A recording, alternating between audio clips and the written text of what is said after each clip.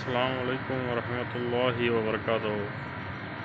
ஒரு மனிதன் நல்லவனாக வாழ்வதும் கெட்டவனாக வாழ்வதும் அவனுடைய குணத்தை ஒட்டி தான் இருக்கின்றது.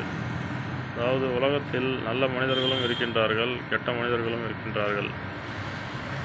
இது அனைத்தும் அல்லாஹ்வால் முடிவு செய்யப்பட்டவையாக இருக்கின்றது. ஒரு மனிதன் நல்லவனாக வாழ்வதற்கு அவனுக்கு நல்ல குணங்கள் தேவை.